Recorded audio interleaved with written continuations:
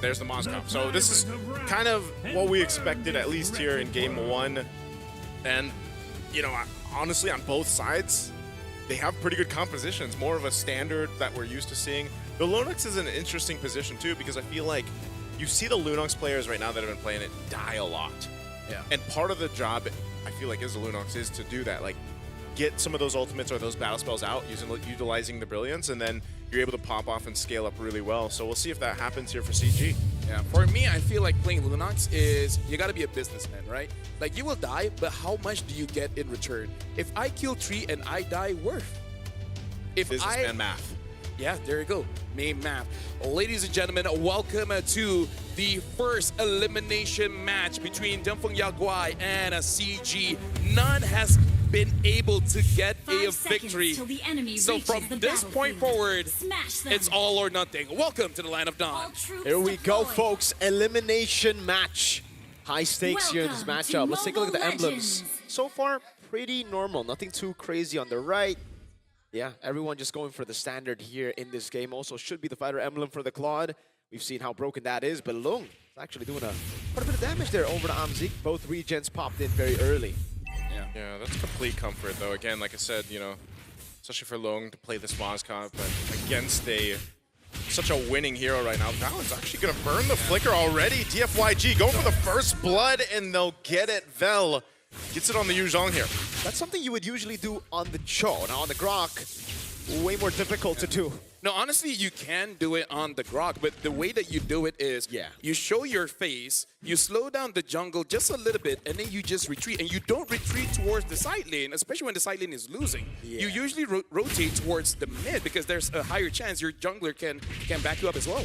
That's the thing, though, right? In the mid lane as well, there was just no prio. So the timing, the decision was just off. Dianfengyaoguai, taking a look at the emblems. Master Assassin for Lung, and it's actually the Festival of Blood for Amzik. We've seen a good mix of Master Assassin and Festival of Blood for Claude. It really depends on the matchup, and in this matchup particularly, Amzik feels like it's going to be really tough to out-trade a Moscow, so he goes for Festival of Blood, will just regen and play the weak side of the map, although Lung has a very good freeze up top right now. Yeah, I really feel like their idea is to hold on balance. So low again. Whoa, nice response, though. Super Ken getting checked, actually, so he goes back. Valens looked a little dicey there for a second. U1, too, could be in trouble. Gary goes in with a Phantom Execution, gets the flicker out from U1, so Gary dealing with Zed. Oh, U1, where's he gonna go? He's trying to escape. It looks like he'll actually be able to in between the turrets. Well, hey, it works. Don't knock it if it works, I guess. Down below. Oh, no, here we go. This is the setup. Super Ken still at half health, though.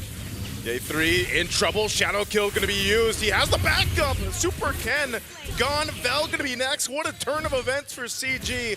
They're going for Zed as well to get a 3rd kill. It's a triple for Chiku.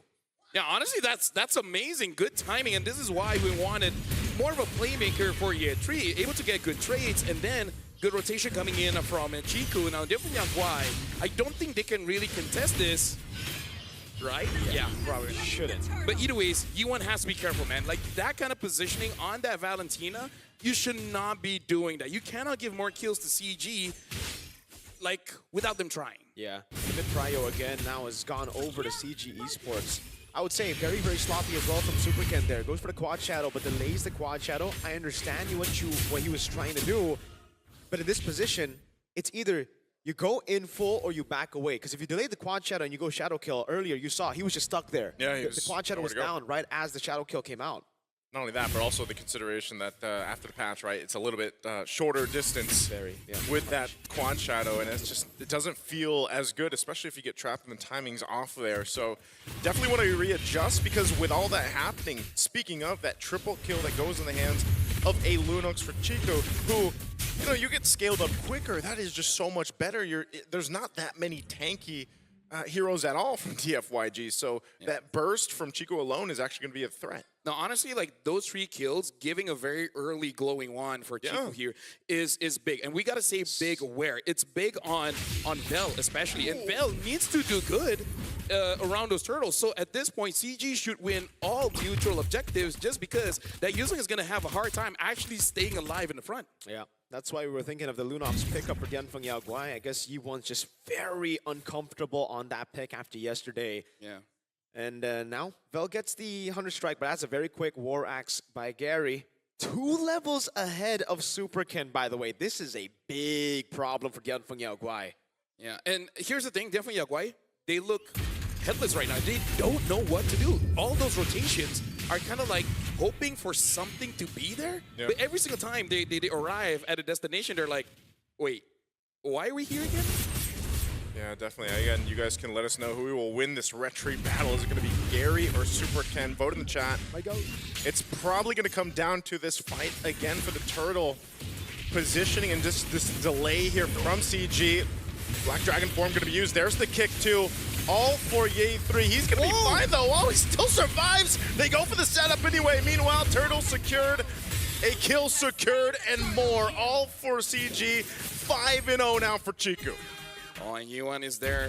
Looks like will not be caught by Valence, and this is the big problem. Oh, at least Vel gets you 3.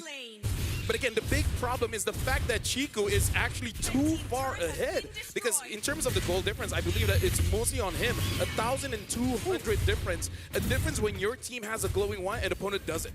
Yep. 5-0, doing so much damage, providing the proper amounts of utility. Oh, Zed. Valence, he's just trying to cause some havoc here, trying to buy enough time to. Tanky enough, but gets away with the flicker. Oh, will still survive. Oh man, that's tough for DFYG. Yeah, and even the orange whip gets taken away by Gary. Nothing going in the way that Dianfengyaoguai wanted to go. This is a horrible start for Super Ken. 3 levels down now, not an orange buff, not a single kill on a Hayabusa that now needs to snowball. CG, I just want to say, LaFell, I never want to see Ye3 on a non-playmaking pick ever again. No, same. Any kind of pick that makes him feel very egoistic, that's the kind of play that he should have. Yep. And sorry to say, but this is very much mid-diff here. Oh, they're going to jump in. Super Ken just trying to clear that out safely under this turret. But yeah, this Ye3 on this Lapu Lapu. And so far, Lapu Lapu is going to be... Oh, Chiku popped the Brilliance. He's dead. He's going to be chased down. Yeah, actually, he's going to be able to set him up with the Petrify. Vel will get the shutdown. Super Ken might be able to go ahead and join this fight with Yi1, but they'll force Gary and Valens back. That's still a big kill for DFYG, at least for now. Yeah, that's a big shutdown there given over. The fact that the turtle is going to be up in 15 means that they will be able to utilize that gold a bit more. Vel also got a solo kill, so it really is Vel right now who's a big threat for CG Esports. They got to be very careful in the back line not to give these stacks over to Vel. Zed! Nice kick, Carry. He's going to be able to get away from this. He has the mobility. He's fine on the Lancelot.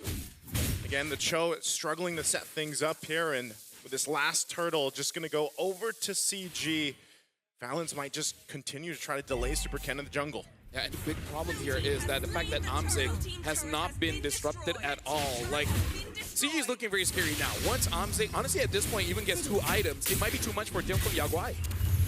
It's really, really tough. Now Vel walled off Furious Knife. Yep, tech charge it. Vel gets just closed in with the wall, that rampart. So Vel being one of the forefronts of this lineup right now, just getting taken out. The gold lead continues to build. Yeah, Mirko, look at the jungle goal difference here. What does Dianfengyaoguai have to do? They just got to fight, I guess. Oh, Zed wants to go for the fight. The kick is through. Amzik going to be fine on the defense, but Zed all left alone, going to get chased down, collapsed on, and gone. We continue to see the Cho struggle. Yeah. What do they need to do? They just need to go for fights at this point. The lead has actually gone a bit too crazy here, out of control. And Dianfengyaoguai, it's either they play it safe, farm up, which isn't really what the composition needs to do, or they look for fights where they're at a disadvantage. So it's a lose-lose until CG make a mistake. That's what Dianfengyaoguai are hoping for. My biggest worry is that if Dianfengyaoguai catches a mistake, do they have enough damage? No. Clearly not. I think Ye3 a couple of times has gone in, overcommitted a couple of times as well, but they just had no damage to punish. And again, it's also Valens. They try to chunk Valens down, they're unable to do so.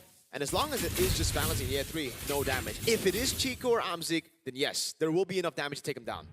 And I feel like that's the biggest problem for Dianfengyaoguai, which makes it a bit awkward for Zed as well as Vel. It's not that they don't want to go in, but They can't. they kind of feel like if they do, they might set themselves up for failure. Well, that's already what's happened to Zed a few times. Looks like he might try to do it again. Pops conceals, but going to go for Valens, even using the flicker. Tech charges on the defense, and they're going to chase him. The Petrify, Super Ken on the chase. They're dealing with it, but Yi1 caught on the backside. Now Super Ken in trouble as well. The shadow kill won't save him as a double comes through for the A3. A bit of a desperation move there, especially kicking Valens. And like you said, not enough damage, and they were punished. I have no idea why they just keep going on Valens, right? Like, the definition of insanity is doing the same thing and expecting different results. And Dianfengyaoguai are actually just insane there, right? They just keep on going for the same play over and over again, thinking it'll work this time around. Val trying to defend mid. There's no way he does that. Maybe they just don't like Valens. Maybe they don't like his face. Yeah, they took away his Cho, and now they try to kill him. But Valens is like, dude, I'm not on Cho this time. You can't do that. Got a tech charge. I'm on Grok. I love Grok. You can't spell Grok without OK. Or Rock. Yeah. I don't. You guys covered it. Yeah. 3,000 gold. There's no lead. lose in Grok. There is not. There's no lose in year 3. But there is a lose on Lapu Lapu. Not when he's on the hands of year 3, though. Holy shielded mid. Oh, down. They're managing the waves really, really well. They're actually going to be slow pushing the side waves, pushing in mid. They are looking to go for a base turret with the First Lord. And honestly, they can. Gary's 4 levels ahead on the Lancelot. He can just go all the way. Sorry, at this point, Dianfengyaoguai has not done anything, man. No. I've not seen an attempt. Well, when they do, it ended pretty bad. The attempt are the conceals that you hear. That's about it. There's a kick. Zed's just going to kick A3.